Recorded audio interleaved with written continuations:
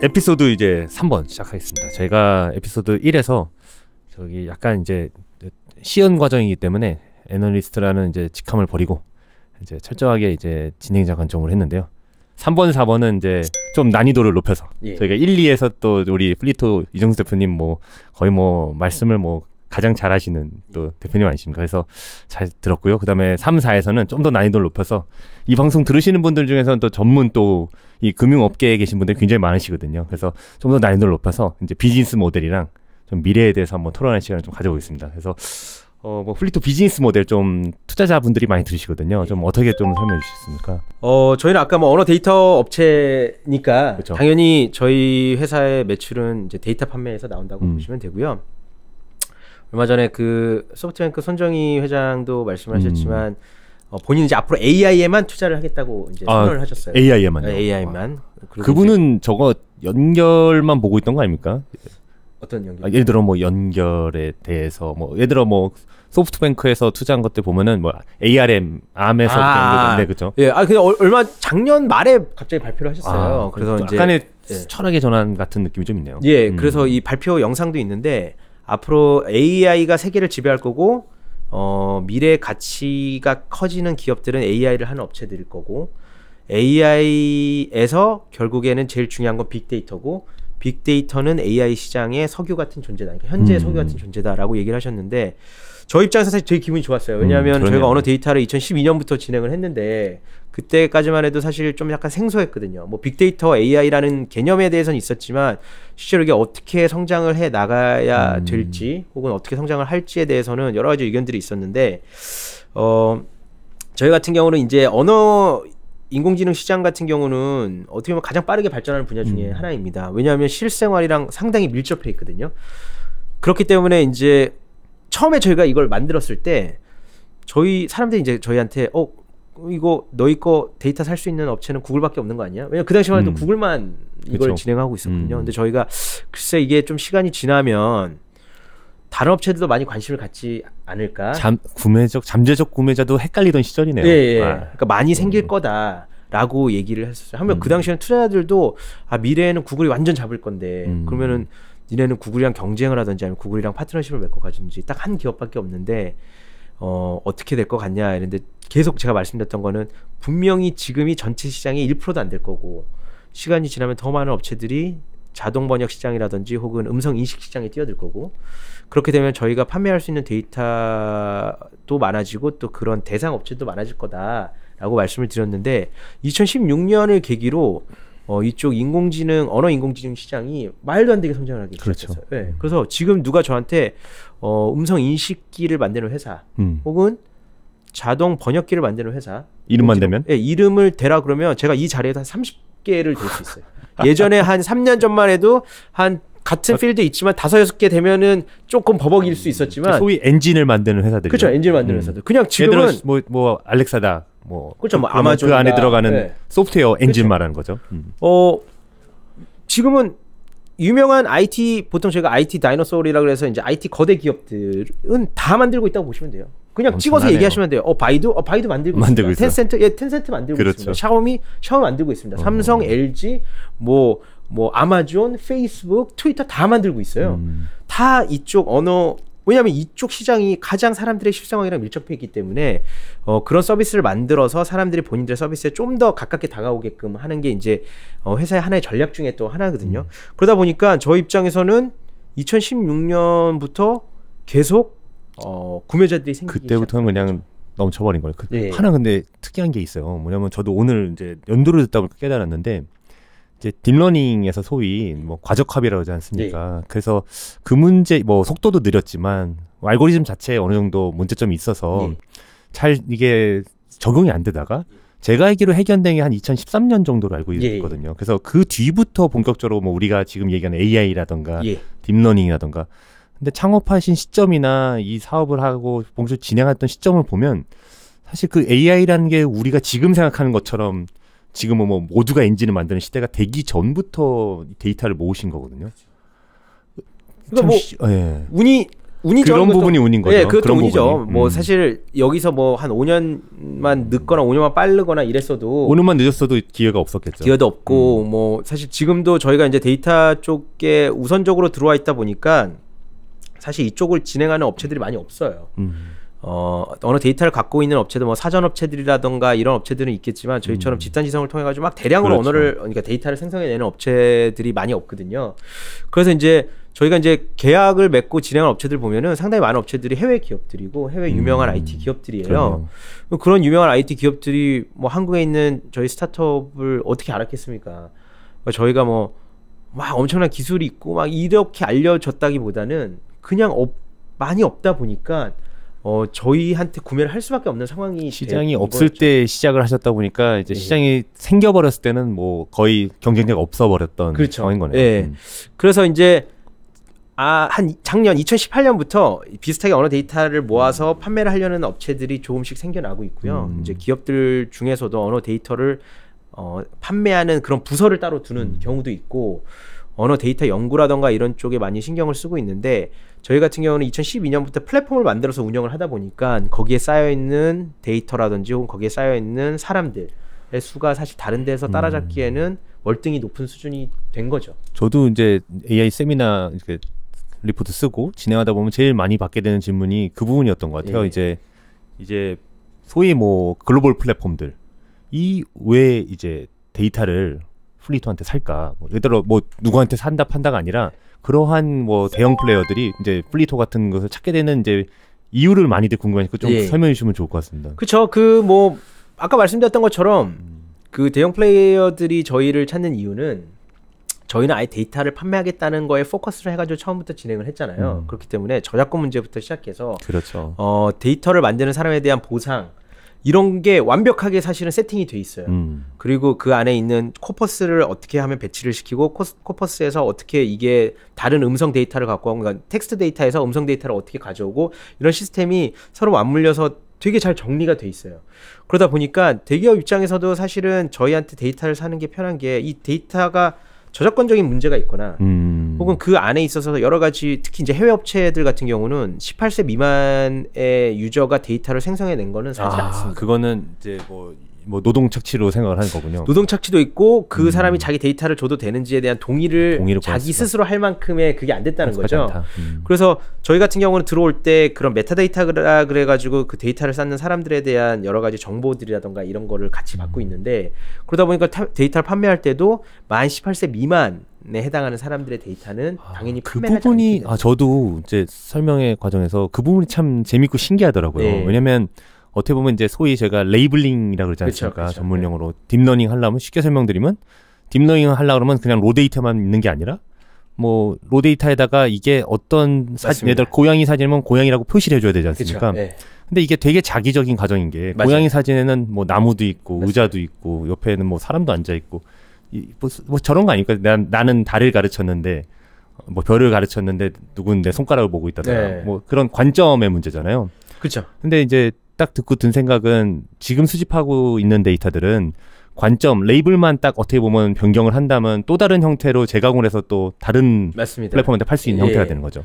그래서 뭐 아까 제가 지금 말하는 거를 받아 적으면은 음성 인식에 필요한 데이터가 되는 거고요. 그렇죠. 그 받아 적은 거를 번역문으로 바꾸면 번역기에 들어가는 데이터가 되는 그렇네요. 거고요. 제가 말한 걸 받아 적은 걸 사진을 찍으면은 사진에 들어가는 데이터가 되는 거예요. 그래서 그 데이터가 실제로 저희 시스템 안에는 다 연결이 돼 있어서 하나의 데이터가 나오면 방사형으로 그 해당되는 데이터를 다 모읍니다. 그렇네요. 그러니까 사진이 올라오면 그 사진에 나오는 문구에 대한 번역문 플러스 그 문구를 다시 발화하는 것까지 포함이 되는 거죠. 또 하나 많이 듣는 질문들은 이제 투자자분한테 많이 듣는 질문은 그래서 그 번역기가 글로벌 번역기 탄생하면 뭐 할 거냐?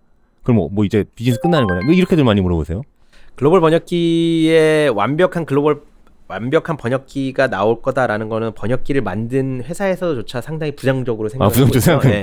이미 구글에서 2017년도에 얘기를 했죠. 완벽한 번역기가 나오는 건 불가능하다. 네. 라고 얘기를 했고 뭐 네이버의 그 김준석 리더, 그러니까 네이버를 만드신 분이죠. 그분조차 공개적인 자리에서 번역기는 사람의 보조를 할 상황이지 사람을 대체하는 건 사실 힘들다. 완벽한 게 나오긴 힘들다라는 거고 지금도 사람들이 딱 보고 이 정도면은 쓸 수 있는데라고 생각을 할 수 있겠지만 실제로 그걸 실생활 내에서 매일 사용하라 그러면은 못 사용합니다. 불편해가지고. 불편하죠. 성능이 당연히 좋아질 수는 있겠지만요. 완벽하게 되는 건 사실 어렵고요. 그 성능을 조금씩 올리기 위해서 들어가는 데이터의 양은 그 전에 넣었던 데이터보다 훨씬 더 많아집니다. 그렇죠. 처음에는 요만큼 한 이만큼 넣었는데 이렇게 성장했다면 그 다음에는 더 조금 성장하기 위해서 그보다 더 많은 데이터를 넣어야 되는 상황이 되는 거고 그러다 보니까 데이터를 저희한테 구매하는 그런 클라이언트들이 계속 누적해서 쌓이고 있는 상황이거든요. 그러니까 뭐 2017년에 데이터를 샀으니까 2018년에 사지 말아야지 이런 게 아니라 2018년에 17년에 샀던 업체가 2018년에도 사고 2019년에 사고 계속 그렇게 쌓이고 있는 상황이라서 매출 자체가 계속 누적적으로 쌓이고 있는 상황이다라고 보시면 됩니다. 그리고 또 보면 이제 사업하다 보면 이제 어떻게 보면 그런 것도 있는 것 같아요. 이제 마케팅을 사람들이 많이 강조하고 싶어지지 않습니까? 예를 들어 내가 뭐 들어 구글 번역기를 통해서 애플리케이션을 만들 수도 있는 거고 번역기 API를 통해서 뭐 다른 데를 통해서 뭐 만들 수도 있겠지만 어느 순간부터 그거를 쓰다 보면은 이제 나만의 차별성이 또 없잖아요. 그렇죠. 그리고 그거를 원데이터를 재가공해서 새로운 여러 가지 펑션을 만들어낼 수도 없는 거고 그런 관점에서는 제가 봤을 때는 어떻게 보면 누구나 엔진을 만들고 싶은 그런 시대. 맞습니다. 그런 부분은 어떻게 생각하십니까? 저는 이렇게 제가 항상 많이 이런 얘기를 하거든요. 예전에는 햄버거를 누군가가 만들었을 거예요. 누군가가 햄버거를 한번 만들었겠죠. 처음에 누군가가 만들고 그렇죠. 미국이었을 것 같아요. 그 사람의 햄버거가 맛있다 보니까 많은 사람들이 그 사람의 햄버거를 먹었을 거예요. 그런데 어느 순간 햄버거 가게가 지금 브랜드가 너무 많아졌는데 사람들한테 너 어떤 햄버거를 좋아해? 라고 물어보면은 그 사람들마다 다 다르거든요. 그러니까 자기만의 테이스트가 다 생긴 거죠. 지금 번역기도 사실 그런 상황이다라고 생각을 해요. 그러네요. 어떤 번역기가 좋냐라고 이제 이 accuracy, 정확도는 어느 정도 개런티가 돼야 되는 상황이고요. 나는 특허 용어가 잘 번역되는 번역기를 쓸래. 그런 의지가 또 존재해요. 있죠. 나는 관세 용어가 잘 번역되는 번역기를 쓸래. 기술 텀들이 굉장히 딥러닝이 많이 되는. 나는 법률 용어가 잘 번역되는 번역기를 쓸래. 나는 여행용 번역기를 쓸래. 이러다 보면 아까 말씀하신 것처럼 엔진이 너무나 많이 나와야 되는 상황이 되는 거고요. 그러면 번역기 중에서도 예전에는 그냥 번역만 되는 펑션이 있었다면 이제 사진도 찍어도 번역이 돼야 되고 어떤 건 돈식 통역 기능도 들어가야 되고 그래서 번역기 자체가 그 햄버거 가게처럼 어느 개인이 원하는 방식으로 조금씩 변해 갈 거예요. 그래서 이 번역기는 디자인이 좋아. 이 번역기는 발화가 잘 돼. 이 번역기는 뭐가 잘 돼. 라고 이렇게 쭉쭉 나눠지는 것처럼 앞으로 제 개인적인 생각에는 내년 혹은 올해 지금 번역기 나오는 수의 한 2배 이상이 나올 거다라고 생각을 하고요. 아마 올해 안으로 무슨 관세 관련된 번역기, 그럴 수도 있겠네요. 법률 번역기, 혹은 특허 관련된 번역기, 혹은 고어 번역기, 혹은 경상도 번역기, 전라도 번역기 이런 것들도 충분히 나올 거다라고 생각을 하고 있습니다. 저는 저런 측면도 이제 되게 중요해지는 것 같아요. 예를 들어서 보면 소위 크롤링 한다 그러지 않습니까? 여기저기서 막 긁어가지고 막 로데이터를 막 수집해가지고 그거 갖고 막 만들어 보는 거죠. 근데 이제 사실은 이제 플리토에서는 직접 여러 가지 정식의 방식으로 사실 어떻게 보면 성별이라든가 나이대라든가 그 레이블을 할 수 있는 여러 가지 장치까지 마련한 상태로 도구가 이제 같이 겸비되는 상태로 데이터들이 쌓이는 거잖아요. 맞습니다. 그렇다면 시간이 지나면 지날수록 이제 이 번역에 대한 수요가 다분화된다면 좀 더 이렇게 펼쳐지게 된다면 이러한 형태로 여러 가지 관점을 적용할 수 있는 데이터를 방대한 데이터를 쌓은 것과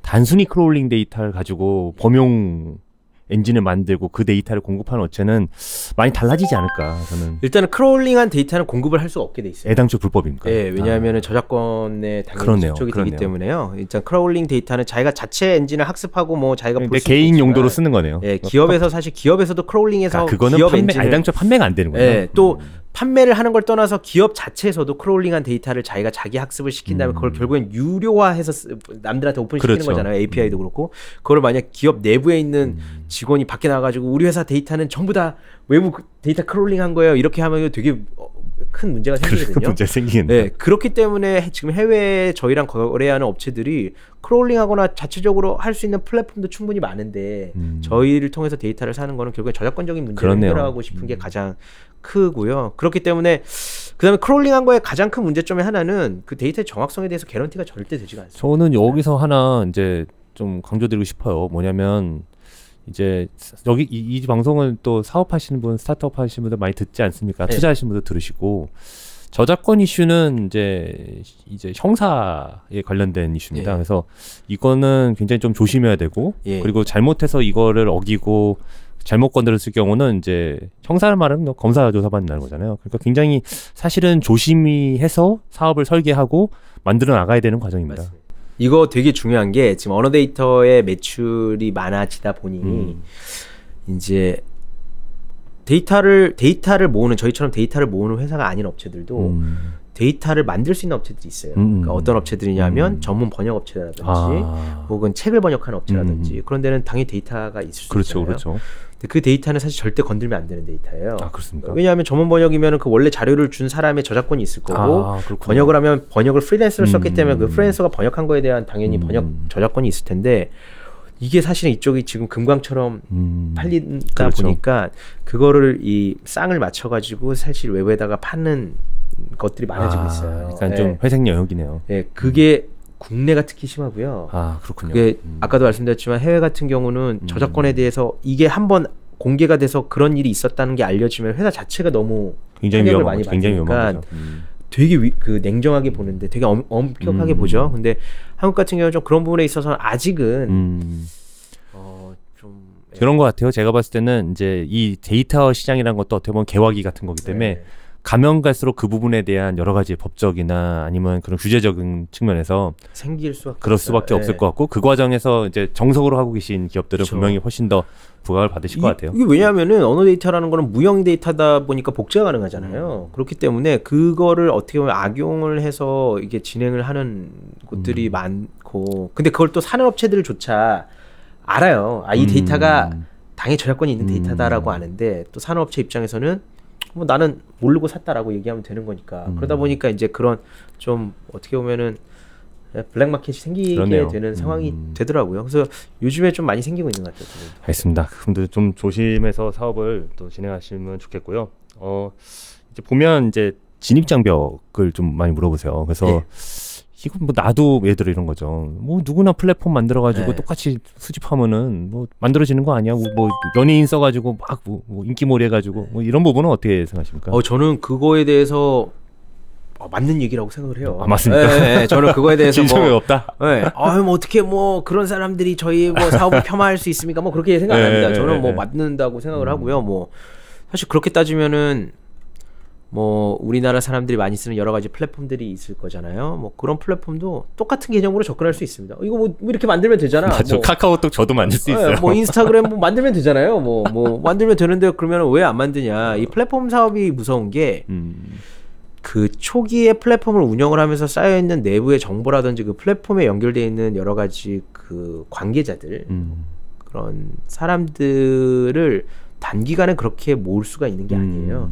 그렇기 때문에 장기간 동안 이 회사가 갖고 있는 여러 가지 서비스라던가 아니면 데이터들이 그 가치로서 진입장벽을 만드는 거거든요. 제가 뭐 인스타그램을 만들 수 있다고 제가 인스타그램 만들어 봤자 누가 쓰겠습니까? 그러니까요. 들어가서 쓰는 사람 아무도 없는데 말 그대로 저희 것도 번역을 누가 해달라고 했는데 아무도 번역 안 해주잖아. 집단 지성인데 집단이 2명이면 어떡합니까? 네, 그러니까요. 데이터를 올렸는데 데이터가 쌓이지도 않고 이렇게 되면은 사실 그걸로서의 의미가 없어지거든요.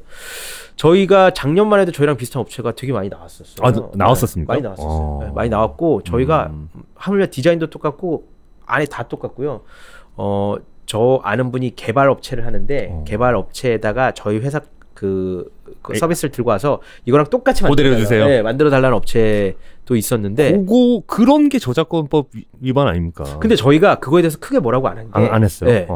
어차피 이 분야 이쪽에 경쟁자가 저희도 많이 한국에 없었던 상황에서 이렇게 해서 오면은 저희도 좀 자극이 될 것 같고 같이 하면은 뭔가 우리도 뭔가 되지 않을까 해서 나왔는데 막상 지금 다 없어졌어요. 아, 다 없어졌어요. 네, 다 없어진 이유가 이게 계속 실수가 쌓이고 이러면서 그게 경험이 되고 이렇게 해야겠다 데이터가 모이고 사람이 모이고 이 플랫폼이 형성이 돼야 되는데 인위적으로 어떻게 완성된 플랫폼을 그대로 카피해가지고 만들다 보면은 그 안에 너무나 빵꾸가 많이 나는 거예요. 그렇네요. 저희 같은 경우는 1단계 만들고 2단계 만들고 3단계 만들고 4단계 만들고 쭉 성장한 반면에 이거를 처음부터 딱 10단계부터 시작을 하게 되면은 그 1단계, 2단계 안쪽에 숨어 있는 여러 가지 없는 거죠. 예, 그런 문제점들이 있는데 그거에 대한 방어가 전혀 안 돼 있는 거죠. 그러다 보니까 결국에는 버티지 못하는 경우가 그게 저희 스타트업 용어에서 저 단어가 있잖아요. MVP라 그러지 않습니까? 네. 미니멈 바이어블 프로덕트. 그렇죠. 그러니까 최소 기능을 이제 장착한 사업을 돌려보면서 계속 붙여나가는. 맞습니다. 예. 그게 그 단계부터 만든 이제 플랫폼과 사업과 그렇지 않은 거는 분명히 큰 차이가 있는 거죠. 큰 차이가 있죠. 예. 그리고 대응하는 것도 여러 가지 문제가 있을 거고요. 예. 그러다 보니까 그 진입장벽이 너희가 높냐라고 봤을 때는 저는 솔직히 말씀을 드려요. 뭐 기술적으로 봤을 때는 진입장벽이 높은 건 아니다. 예, 하지만 진입장벽을 기술이 아닌 여러 가지 사용자라든지 데이터의 양이라든지 이런 전체적으로 봤을 때는 저희는 엄청 높다. 엄청나게 높은 거죠. 예. 맞습니다. 그러면 시간이 좀 돼서 이제 에피소드 3 마무리하고요. 이제 마지막 에피소드 이제 들어가겠습니다.